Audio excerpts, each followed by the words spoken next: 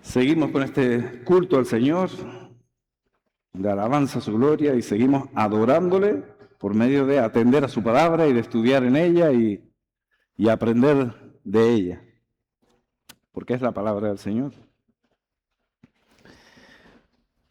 Bueno,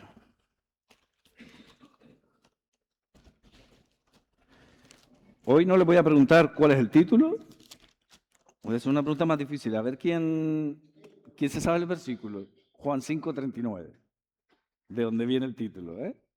A ver que hay alguien que se lo sepa de memoria. Yo reconozco que me lo sé, pero porque me lo sabía desde pequeñito y cuando lo aprendí no sabía qué significaba. Yo estaba orgulloso de que sabía esa primera palabra tan extraña, escudriñar, pero en realidad no entendía lo que decía el versículo. Fue con el tiempo que entendí la importancia del mensaje que dice él. A ver, bueno, ella da testimonio de mí, ese es el final.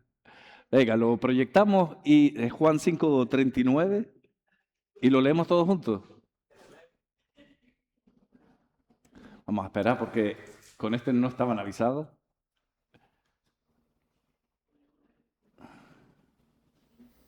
Ahí está, ¿verdad? Ok, 1, 2 y 3. Escudriñad las escrituras porque en ellas a vosotros os parece tenéis la vida eterna y ellas son las que dan testimonio de mí. Amén. Estas palabras las dijo el Señor Jesús y decía, estudia las escrituras porque ellas dan testimonio de mí. Desde Génesis hasta Malaquías, que estaba escrito en ese momento, y como sabemos, pues hasta el Apocalipsis, Cristo es el centro de la escritura, de la palabra. Es la revelación final, es la revelación definitiva. Cristo y su obra en la cruz es la última palabra del Señor, es a Él al que hay que escuchar y es el Evangelio de salvación, porque no hay otro, no hay salvación en otro fuera de Él, ¿no?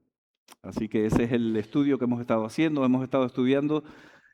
Empezamos desde Génesis, hemos estado más bien en el Pentateuco, en los 5 primeros libros de la Biblia, ¿verdad? Lo que se llaman los libros de la ley también, la Torá, que dicen los judíos, ¿no? Y esos 5 libros son como un poco la base de la fe judía. Es más, estaban los saduceos, no sé si se acuerdan que en la época de Jesús estaban los fariseos y los saduceos. Los saduceos pensaban que la palabra de Dios solamente era de Génesis a Deuteronomio, solamente confiaban en esos libros como palabra de Dios. Sabemos que después, y hoy veremos cómo son introducidos el resto de los libros de la Escritura y cómo son confirmados como también palabra de Dios. Y como veremos hoy, pues también Cristo es el centro de ellos, ¿no? Intentaremos acabar ya este estudio entre hoy y el domingo que viene. Y como he dicho muchas veces, no es un estudio exhaustivo de cada vez que sale Cristo en las Escrituras, porque eso sería imposible, sería muy largo y yo no tengo tampoco capacidad para ello. Pero sí me gustaría que uno de los objetivos principales de este estudio ha sido que cuando leamos las Escrituras no nos quedemos, sobre todo cuando leamos el Antiguo Testamento, con historias en las que vemos moralidad mayor, en las que vemos ejemplos a seguir, a ciegas, sin discutir nada de lo que vemos. No, la misma Escritura se nos dice, el Señor nos dice, búsquenme a mí en las Escrituras. Y por supuesto, cuando leemos el Antiguo Testamento, pues veremos ejemplos, se nos habla en Hebreos 11, ¿no? Aquellos hombres de la fe, cómo ellos esperaban una esperanza mayor, cómo ellos tenían esperanza en Dios, de que a pesar de que ellos no tenían el cumplimiento de las promesas, hoy tengo aquí una acompañante, no tenían el cumplimiento de las promesas de Dios en su vida, ellos miraban con fe a lo que vendría. Entonces Hebreos 11 nos recuerda, teniendo en derredor esta nube de testigos, teniendo en cuenta cómo ellos miraban también con fe y eran hombres como tú y como yo, que caían, pero con fe esperaban en el Dios Altísimo, en el que hay que tener la fe. Por tanto, puestos los ojos en quién, en Jesús, el autor y consumador de la fe. Así es como hay que entender también el Antiguo Testamento. Entonces, una y otra vez vemos esos ejemplos, pero también vemos hombres que fallaban, vemos hombres que eran como tú y como yo, pero que tenían su confianza en Dios. Y aún más allá de ello, vemos como Dios estaba hilando la historia para traer la redención, la salvación que sería en Cristo Jesús, ¿no? Entonces, como decía, hoy la verdad es que quiero terminar con lo que es el Pentateuco, estos primeros 5 libros de la Biblia, y dar un poco introducción al resto, ver un poco primeros libros de historia. Veremos un poco de Cristo allí y ya dejar la parte de profecía para la semana que viene, que solamente con la profecía podríamos estar años mirando una y otra vez cómo Cristo cumplía cada una de esas profecías, pero bueno, como decía, no queremos alargar mucho. Algo que también quiero que quede claro con este estudio es que Dios es el mismo Dios del Nuevo Testamento que del Antiguo Testamento. ¿Y por qué digo eso? Porque en los primeros años de la iglesia hubo muchos, y todavía los hay hoy en día, que dicen que el del Antiguo Testamento no era el mismo Dios, no es el Dios que vemos en el Nuevo Testamento, y eso es completamente erróneo. Decir eso es una afrenta a las palabras de Jesús mismo, porque cuando Jesús hablaba de Dios, su Padre era el Dios del Antiguo Testamento. Era el mismo Dios, Él era el mismo Dios. Como hemos visto, Él aparecía también en el Antiguo Testamento. Y como digo, eso sería una afrenta a Cristo mismo, porque Él hablaba de su Padre, y el mismo Dios misericordioso que vemos en el Nuevo Testamento es el mismo Dios de misericordia en el Antiguo Testamento, y el mismo Dios de justicia y de juicio que vemos en el Antiguo Testamento también está en el Nuevo Testamento. Y si no lo ves así, es que no lo estás viendo bien, no estás leyendo bien las Escrituras. Puedes ver en el Nuevo Testamento como Dios es un Dios de juicio y el pecado se castiga. Lo vemos en los primeros años de la iglesia, la historia de Ananías y Zafira, cómo ellos mintieron al Espíritu Santo y cayeron muertos al instante. En el Nuevo Testamento está la enseñanza de que el alma que pecare, esa morirá, y el pecado se toma muy en serio. Y lee también Apocalipsis, como un día Cristo volverá con ojos como llama de fuego e impondrá justicia. Y habla del juicio eterno sobre los pecadores, aquellos que le rechazaron, donde estarán en el infierno por toda la eternidad, ¿no? Y donde también vemos la justicia de Dios en el Nuevo Testamento es en la misma cruz de Cristo. Cristo, el Hijo unigénito de Dios, siendo culpado de todo el pecado nuestro, tuyo y de toda la humanidad, no fue dado por inocente, sino que sufrió en la cruz, en su cuerpo, la justicia de Dios sobre el pecado. Y allí sufrió el infierno en la cruz, la separación de Dios. Por lo tanto, Dios es el mismo del Nuevo Testamento y del Antiguo Testamento.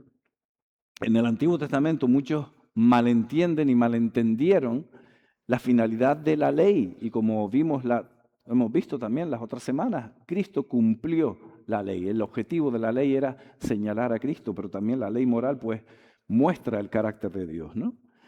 Pero que el centro del Antiguo Testamento no era tampoco vivir por obras para ser salvo, es también vivir por fe. El Antiguo Testamento nos habla de que el centro es la relación del hombre como había sido rota con Dios, y que la finalidad del hombre es disfrutar de la compañía, de la presencia de Dios por toda la eternidad. Vengan conmigo a Éxodo capítulo 33. Y ahí vemos un precioso pasaje en medio ahí de cuando Dios le está dando la ley al pueblo. Está este detalle que muestra lo que es el centro, el corazón de Dios por su pueblo. Dice en el versículo 3, cuando Dios aquí le está diciendo a ellos que les daría esta tierra prometida, pero dice el 3, a la tierra que fluye leche y miel, pero yo no subiré en medio de ti porque eres pueblo de dura cerviz, no sea que te consuma en el camino. Dios le prometió la tierra prometida, preciosa tierra al pueblo de Israel, pero aquí le estaba diciendo, es que yo no puedo ir con ustedes, mi presencia no puede ir con ustedes porque son pueblo de dura cerviz, son pecadores, no estaré en medio de ustedes. ¿Qué responde Moisés? Versículo 12 del mismo capítulo. Y dijo Moisés al Señor, mira, tú me dices a mí, saca a este pueblo, y tú no me has declarado a quién enviarás conmigo. Sin embargo, tú dices, yo te he conocido por tu nombre y has hallado también gracia en mis ojos. Ahora pues, si he hallado gracia en tus ojos, te ruego que me muestres ahora tu camino para que te conozca y halle gracia en tus ojos. Y mira que esta gente es pueblo tuyo. Y él dijo, mi presencia irá contigo y te daré descanso. Y Moisés respondió, si tu presencia no ha de ir conmigo, no nos saques de aquí. el fin del hombre, el fin del pueblo judío, del pueblo de Israel en ese momento no era la tierra física prometida de Canaán que iba a recibir. La mayor promesa, el objetivo del hombre, la finalidad del hombre es disfrutar de la presencia de Dios. Y como decía, también lo vimos en la semana anterior, el tabernáculo. ¿Qué significaba el tabernáculo? Era la misma presencia de Dios en medio de su pueblo. Por lo tanto, el mensaje del Antiguo Testamento también es el fin del hombre, es la presencia de Dios. Y eso se hace realidad en Cristo. Dios mismo, en la persona de Cristo, bajó a esta tierra llena de pecadores, por ti y por mí, para que eso sea una realidad en nuestras vidas. No hay nada que el mundo pueda ofrecer que se pueda comparar con la presencia de Dios. Y esa promesa de disfrutar de la presencia de Dios por toda la eternidad solo la tienen aquellos que están cubiertos bajo la sangre de Cristo, ¿verdad?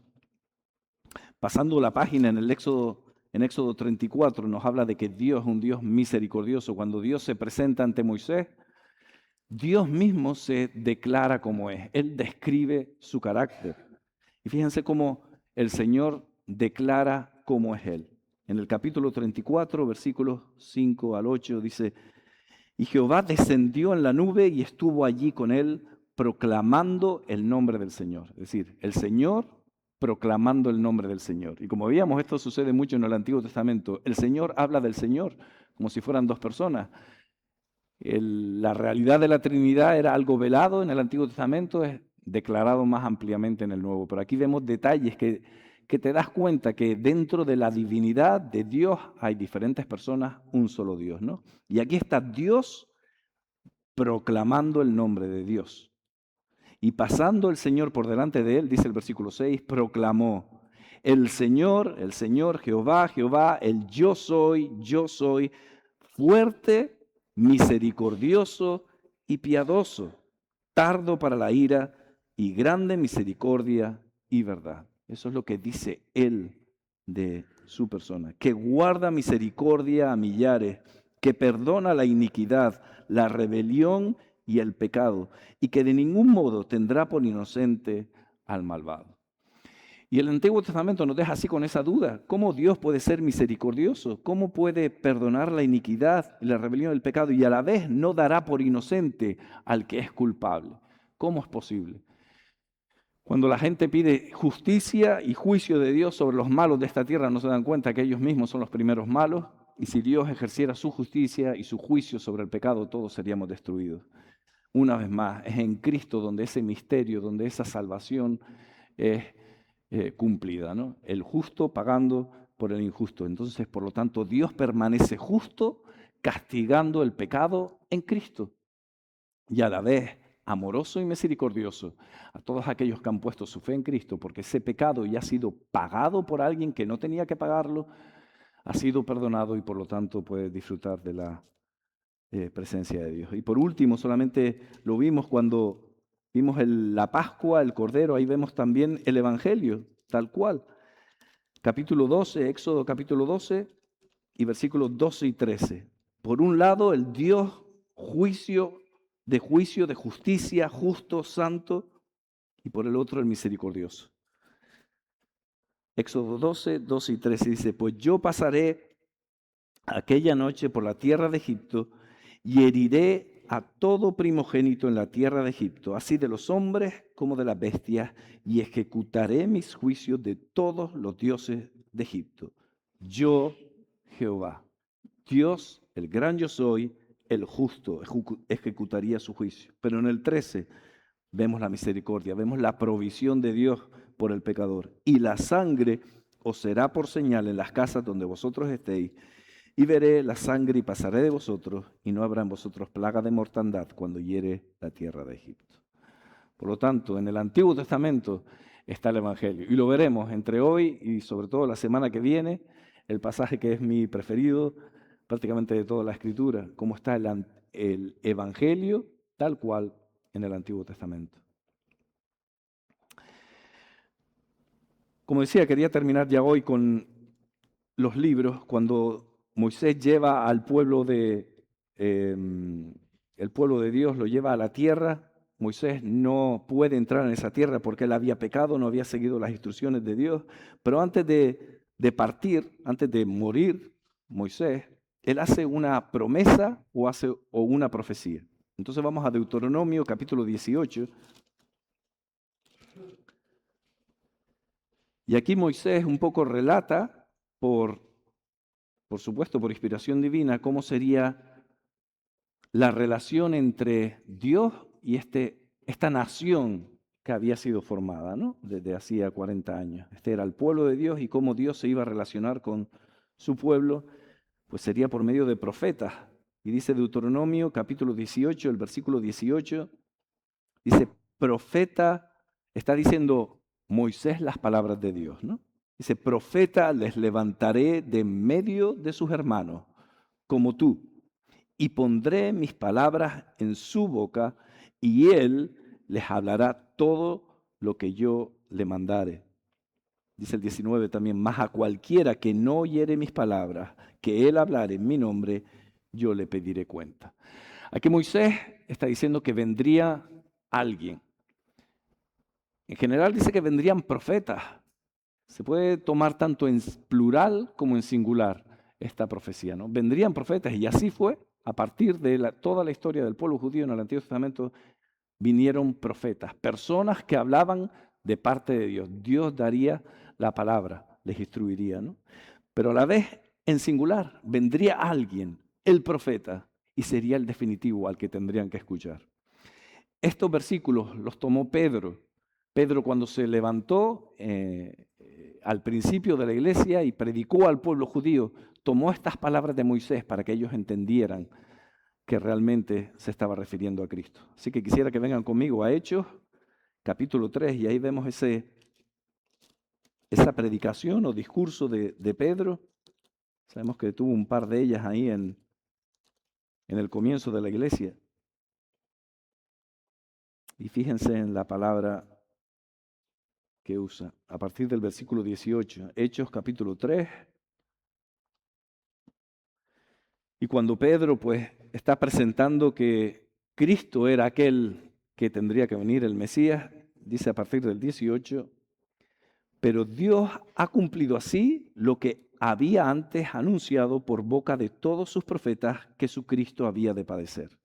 Así que arrepentíos y convertíos para que sean borrados vuestros pecados, para que vengan de la presencia del Señor tiempos de refrigerio.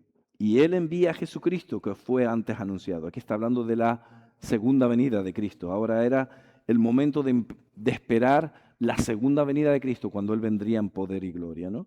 Aquí en desierto, sigue el 21, es necesario que el cielo reciba hasta los tiempos de la restauración de todas las cosas de que habló Dios por boca de sus santos profetas que han sido desde tiempo antiguo. Y el 22, porque Moisés dijo a los padres, el Señor vuestro Dios os levantará profeta de entre vuestros hermanos, como a mí, a él oiréis en todas las cosas que os hable. Y un día vimos como Moisés era tipo o figura de Cristo en muchísimos detalles, ¿no? Como Moisés como libertador de ese pueblo de Egipto realmente estaba haciendo figura o estaba señalando al que era el verdadero libertador, el verdadero redentor, ¿no?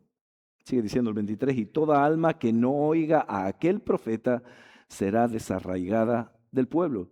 Y todos los profetas desde Samuel en adelante, cuantos han hablado, también han anunciado estos días.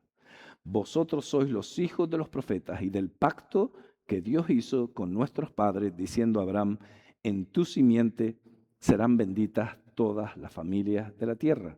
A vosotros primeramente Dios, habiendo levantado a su Hijo, lo envió para que os bendijese, a fin de que cada uno se convierta de su maldad. Una vez más, Pedro dice, ha llegado el profeta definitivo, el libertador definitivo, el salvador definitivo, y este es Cristo. Y aquel alma que no le oiga, dice, será desarraigado del pueblo, teniendo claro que ya no habría salvación para esa alma. Cristo es la salvación definitiva. Y con esto pues terminamos estos primeros 5 libros de las Escrituras, de Génesis a Deuteronomio. Pero como decía, las Escrituras siguen, el Antiguo Testamento sigue, y sigue siendo Cristo el centro. ¿Qué viene después de Deuteronomio? A ver, oye, Rubén, escuché, no, Josué, muy bien. Josué fue alguien que Dios levantó después de Moisés para entrar a su pueblo y hacer la conquista de la tierra de Canaán, ¿verdad? Habían llegado ya a la tierra de Canaán y Josué fue el líder que Dios escogió para que el pueblo de Israel luchase contra esas naciones y castigara a esas naciones que estaban viviendo en pecado absoluto en la tierra de Canaán, ¿no? No sé si lo sabían, pero el nombre de Josué es un nombre más conocido de lo que a lo mejor te puedas imaginar. Josué es el nombre hebreo de Jesús, es el mismo nombre. Y Josué, ¿qué significa Jesús? Dios salva. Porque cuando le dijo a María que llame su nombre Jesús, pues, ¿por qué? Porque él salvaría a su pueblo de los pecados, ¿no? Josué, Dios salva. Y una vez más, Josué podemos decir también que es tipo, figura de Cristo. Y Josué al final de sus días, una vez que había terminado la conquista de la tierra de Canaán, que como sabemos por errores y por desobediencia del pueblo judío no acabaron con todas las tribus y los pueblos que habían allí, y eso les costó muchísimo dolor, como veremos ahora en el libro de los jueces. Josué terminó sus días dando un ultimátum al pueblo. Josué 24:15.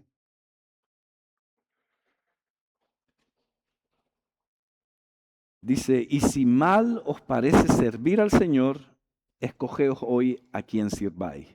Si a los dioses a quienes sirvieron vuestros padres cuando estuvieron al otro lado del río, o a los dioses de los amorreos en cuya tierra habitáis. Pero yo y mi casa serviremos al Señor.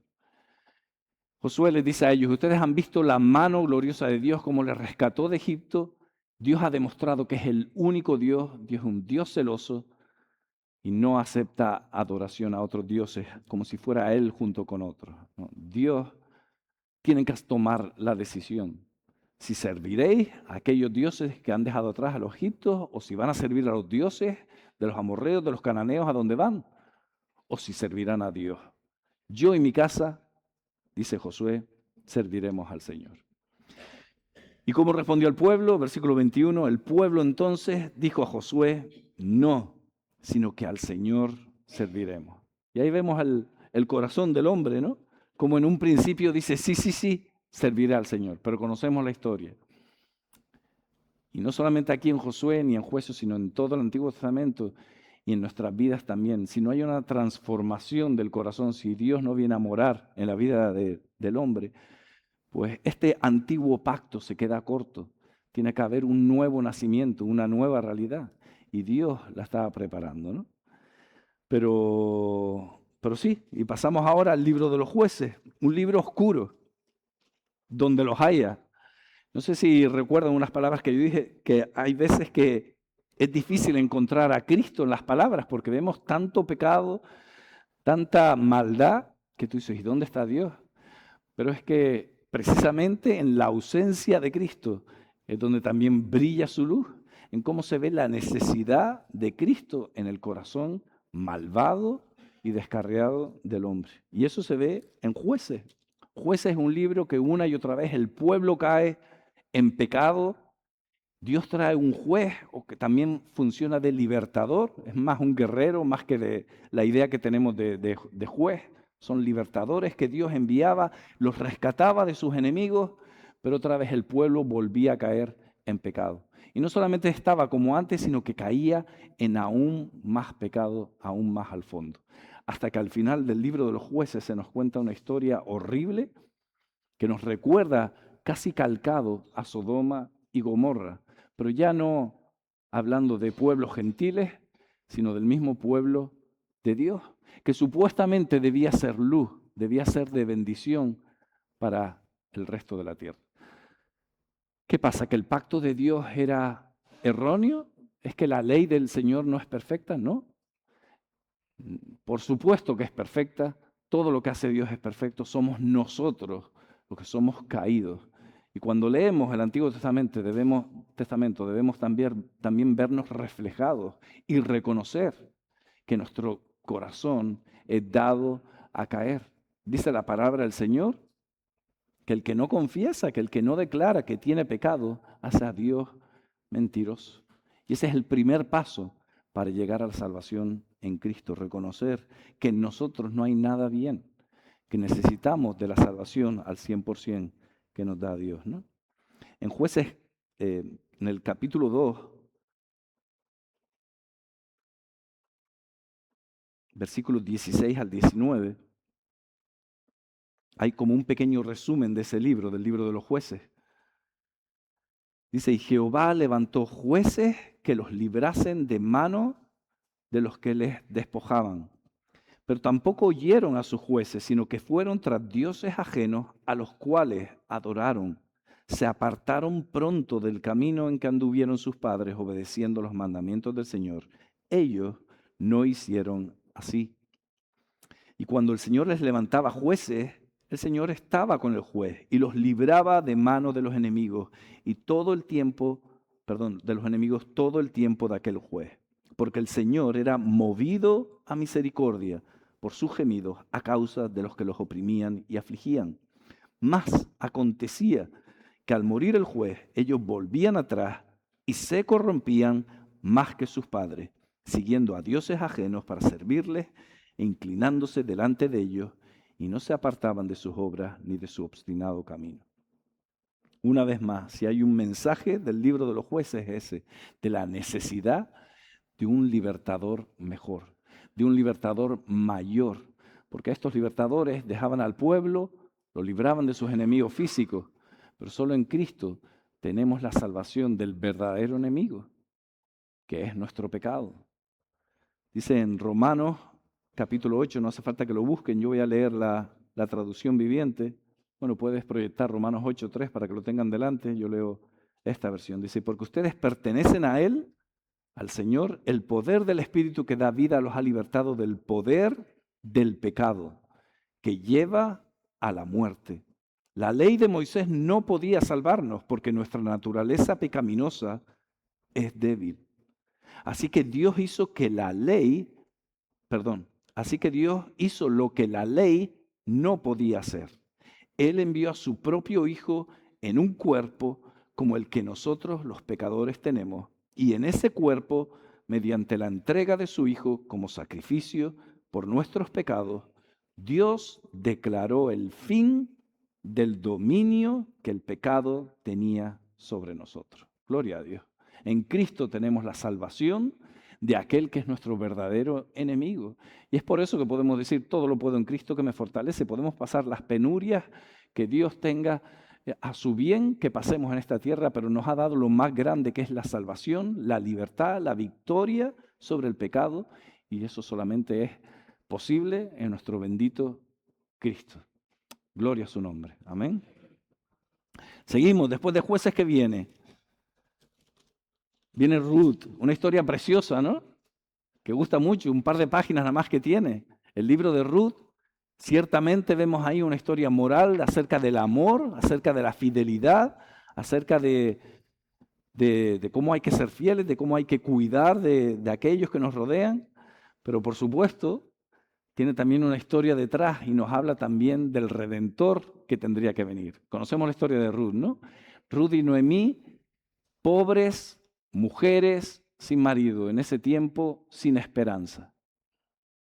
Sin embargo, viene Boaz, aquel que el mismo libro nombra como el pariente redentor, aquel que podía rescatarles. Y simplemente por amor, Boaz rescata a Ruth y a Noemí de una vida sin esperanza. Por lo tanto, Boaz es una figura más de nuestro Redentor, el Redentor final, no solamente que nos, como hizo con Ruth y Noemí, que la sacó de sus dificultades, de sus penurias. El Redentor definitivo nos saca de la muerte eterna, nos salva sin que nosotros lo mereciéramos, sin que tuviéramos esperanza, tal cual Ruth y Noemí eran, sin esperanza en esta vida. Pero Dios llegó y por amor nos rescató, ¿no?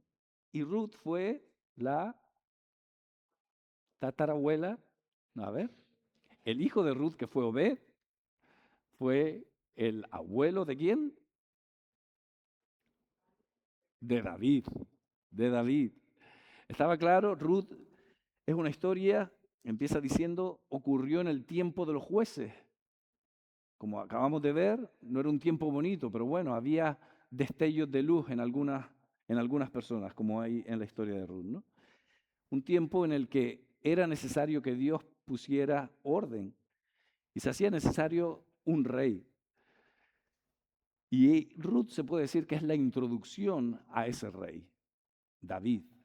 Como veremos ahora, David era un rey, era un hombre conforme al corazón de Dios, pero era un hombre caído, pero que señalaba también, que prefiguraba al rey verdadero, al rey definitivo, al rey que necesitábamos todos, que es el mismo descendiente del rey David, que es nuestro Señor, ¿no?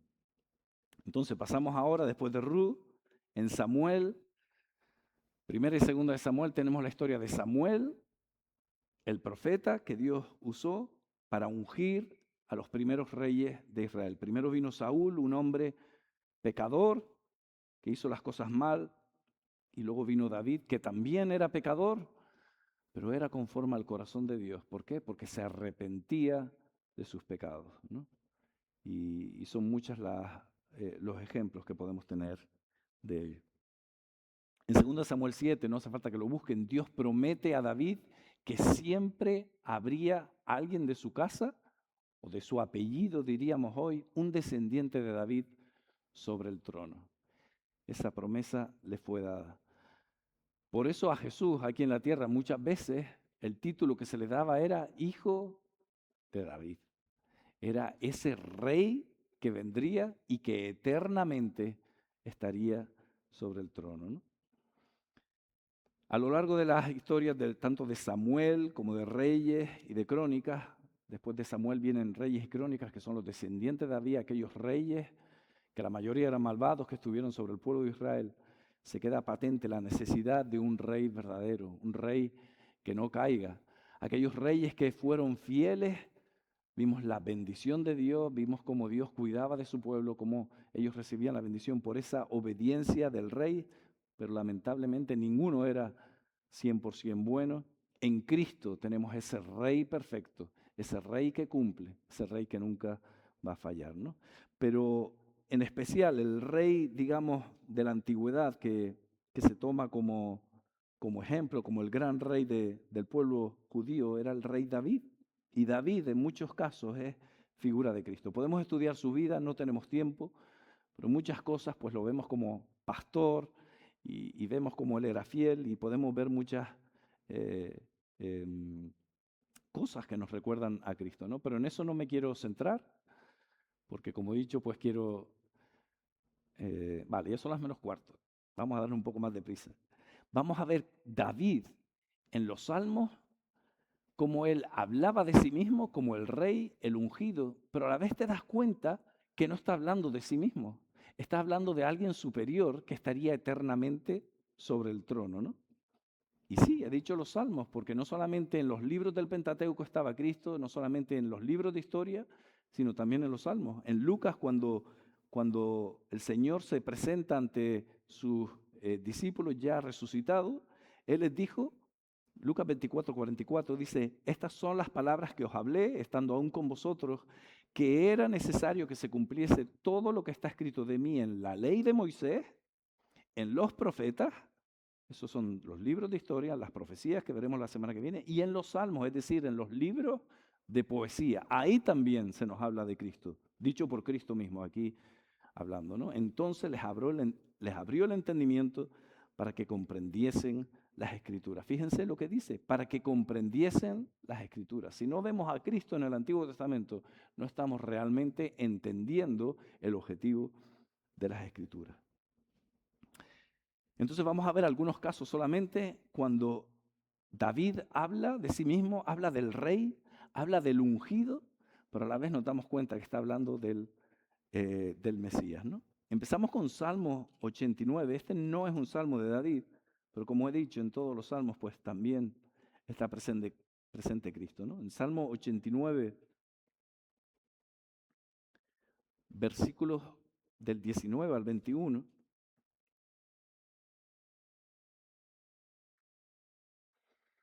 dice, entonces hablaste en visión a tu santo y dijiste, he puesto el socorro sobre uno que es poderoso. he exaltado a un escogido de mi pueblo. Hallé a David, mi siervo, lo ungí con mi santa unción. Mi mano estará siempre con él, mi brazo también lo fortalecerá. Y saltamos al versículo 26 que dice, Él me clamará, mi Padre eres tú, mi Dios y la roca de mi salvación.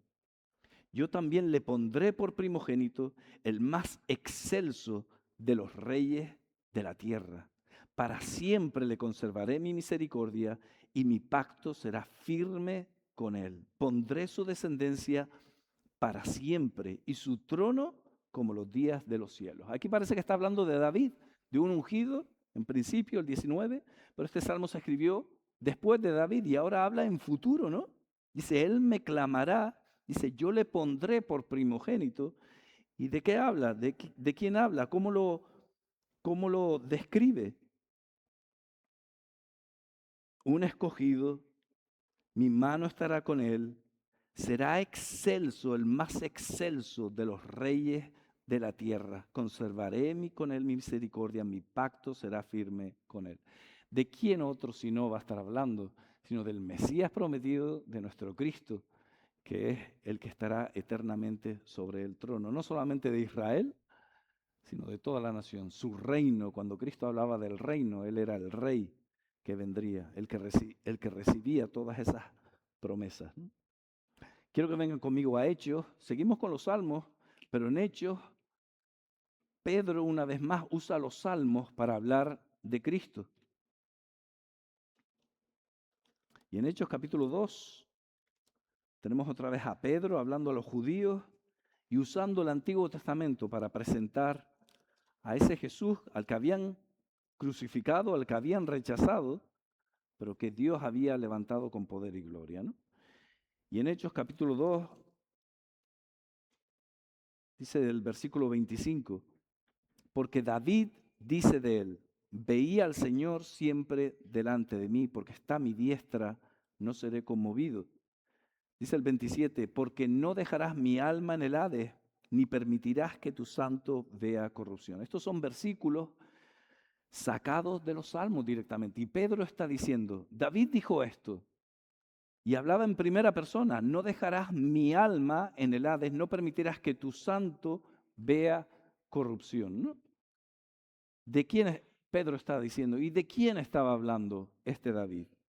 Claro que sí. Sigue diciendo el versículo 29, varones hermanos, se os puede decir libremente del patriarca David que murió y fue sepultado y su sepulcro está con nosotros hasta el día de hoy. Está diciendo, David vio corrupción, David murió y su cuerpo, como cualquier otro, vio la corrupción de la muerte.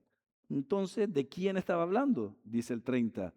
Pero siendo profeta, David no solamente era rey, sino que era profeta, y sabiendo que con juramento Dios le había jurado que de su descendencia, en cuanto a la carne, levantaría al Cristo para que se sentase en su trono, viéndolo antes, habló de la resurrección de Cristo, que su alma no fue dejada en el Hades, ni su carne vio corrupción.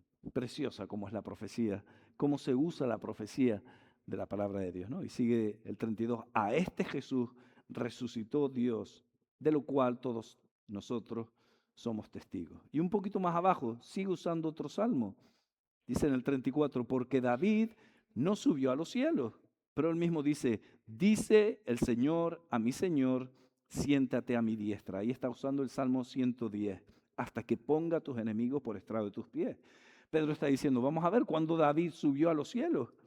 David no estaba hablando de sí mismo, David está hablando del Señor. Dice, el Señor, Dios Padre, le dijo a mi Señor, a Jesús, siéntate a mi diestra, ponte en el lugar de honor. ¿Quién puede estar al lugar de honor, en el lugar de honor? Al lado de Dios, sino Dios mismo, no puede haber otro. Todas estas frases que serían incomprensibles si no hubiera venido Cristo, si leemos el Antiguo Testamento, no tiene sentido. ¿Cómo Dios va a tener a alguien en el lugar de honor a su diestra? Dios no da gloria a nadie más, sino a sí mismo. El plan de Dios es maravilloso. En Cristo se cumple todo ello y eso es una realidad. Cristo descendiente, como acabamos de leer, según en cuanto a la carne, descendiente del rey David, y a la vez Dios exaltado al lado del Padre, ¿no? Dice, hasta que ponga a tus enemigos por estrado de tus pies. Y Pedro, guiado por el Espíritu Santo, pues aquí está explicando estos salmos, ¿no? Hay muchos salmos que se le llaman mesiánicos. Quiere decir que señalan al Mesías, ¿no? Y solamente quiero resaltar dos y con esto terminamos por hoy. Vamos al Salmo capítulo 2. Este sí que es el salmo mesiánico más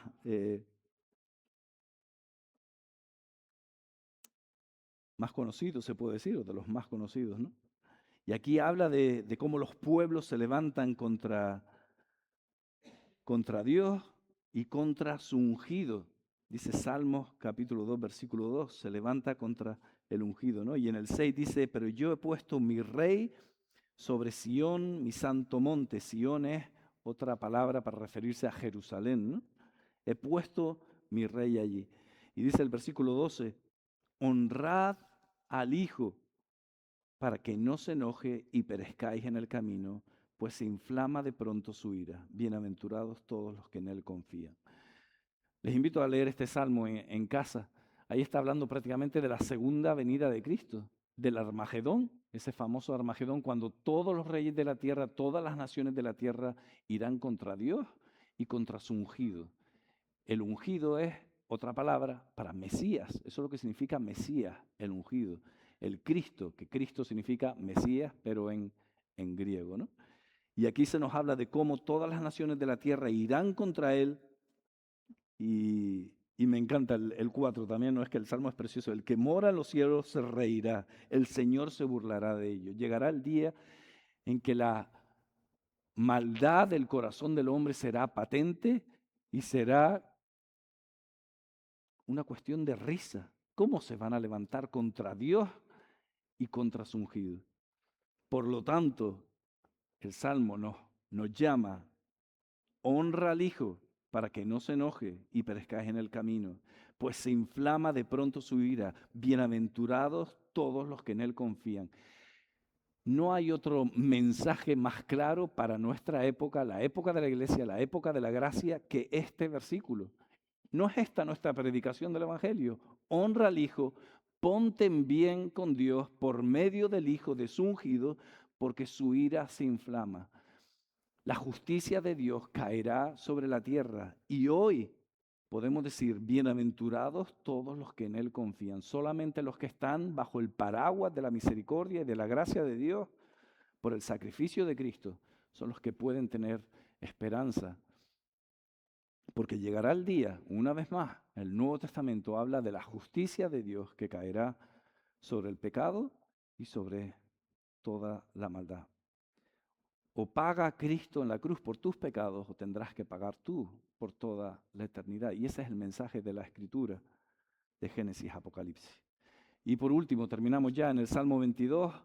También David hablando en primera persona, probablemente por algo que pasó, probablemente no, seguro, algo por lo que pasó, y él describía cómo se sentía, cómo sentía su alma, pero como estaba siendo inspirado por el Espíritu Santo puso palabras de él de profecía, que ni siquiera él mismo era consciente de lo que estaba escribiendo, ¿no? Y eso es la maravilla de la profecía del Antiguo Testamento, ni el que lo escribía era consciente de cómo literalmente se cumplía todo en Cristo, ¿no?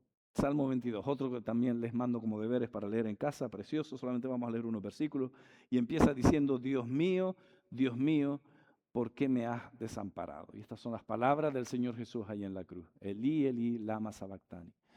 Dios desamparó, se separó de su Hijo ahí en la cruz porque estaba siendo culpado de todo el pecado del mundo. Ahí está el Evangelio. Y delante de Dios no podía haber pecado, por lo tanto hubo esa separación. Dice el versículo 7, así se sentía David, pero como digo una vez más, estaba profetizando el dolor de Cristo. Todos los que me ven me escarnecen, estiran la boca, menean la cabeza diciendo, se encomendó al Señor, líbrele Él, sálvele puesto que en Él se complacía. Literalmente las mismas palabras que aquellos que estaban frente a la cruz de nuestro Señor se burlaban de Él y le decían, "Puf, este se encomendó a Dios, no decía que era el Hijo de Dios, que le libre él", ¿no? Literalmente, las palabras que David había profetizado 1000 años antes de la venida de nuestro Señor. Y sigue el Salmo en el versículo 14. Y una vez más, repito, a lo mejor se sentía así David, pero cuando uno lee este Salmo, te metes en la mente de Cristo, allí en la cruz, cómo se sentía de él. Dice, he sido derramado como agua y todos mis huesos se descoyuntaron. Eso es lo que sucede en una crucifixión. Cuando estás colgando, las articulaciones se descoyuntan, se salen de su lugar. Mi corazón fue como cera, derritiéndose en medio de mis entrañas. Como un tiesto se secó mi vigor y mi lengua se secó, se pegó a mi paladar y me has puesto en el polvo de la muerte. Jesús sintió sed de tanta deshidratación, obviamente, que perdió tanta sangre, pues él pidió agua porque estaba seco. Aquí dice, mi lengua se pegó a mi paladar. Y dice el 16, porque perros me han rodeado, me ha acercado cuadrilla de malignos. Dice, horadaron mis manos y mis pies. En otras palabras, hicieron un agujero en mis manos y en mis pies.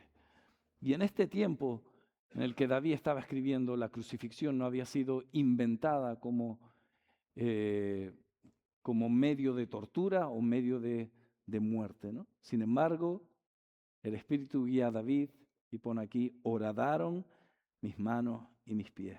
Contar puedo todos mis huesos. Entre tanto, ellos me miran y me observan.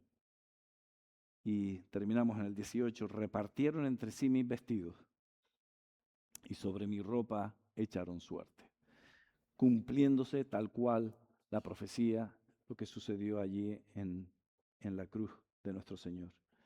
El Salmo termina David pidiendo misericordia a Dios y diciendo que él esperaba en Dios. Sin embargo, nuestro Señor allí en la cruz no esperó en Dios. Él sabía que iba a pasar por la separación de Dios mismo. Y lo hizo por amor. El Padre lo hizo por amor a ti y a mí, porque era necesario para la salvación del hombre. Tenía que suceder, tenía que ser abandonado allí en la cruz. Pero como Cristo es Dios, no quedó, como hemos leído, allí en la tumba, no vio corrupción, sino que fue glorificado, fue resucitado.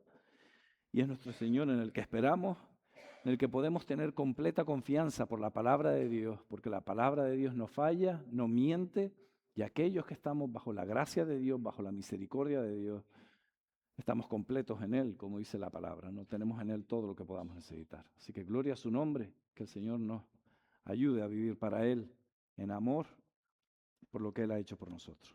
Nos ponemos en pie y vamos a pedir al Señor que Él bendiga su palabra y tenemos este ratito de comunión con los hermanos, gocémonos y cuando estemos, ya habremos tomado el café, pues a tiempo, estemos aquí en silencio pidiendo por el culto para que hoy sea un día de bendición para la gloria de Dios. Bendito Dios y Padre, te damos las gracias, oh Señor, por tu palabra, oh Dios mío. Gracias por tu Hijo Jesucristo, en quien tenemos la redención, la salvación, Señor, el que por medio de Él podemos tener tu presencia en nuestras vidas, Señor. No tenemos palabras de gratitud, oh Señor. Nos encomendamos a ti, oh Señor, nos entregamos a ti, oh Señor. Gracias, Padre, por tanto que nos has dado. Gracias por tu Hijo Jesucristo. Gracias por este día en el que podemos rendirte culto a ti, en el que te decimos, oh Dios mío, que te necesitamos y te adoramos, oh Señor, y queremos que todo lo que se haga, Señor, sea conforme a tu voluntad y que lo recibas como olor fragante. Así sea, Señor, en el nombre de Cristo Jesús. Amén, Señor.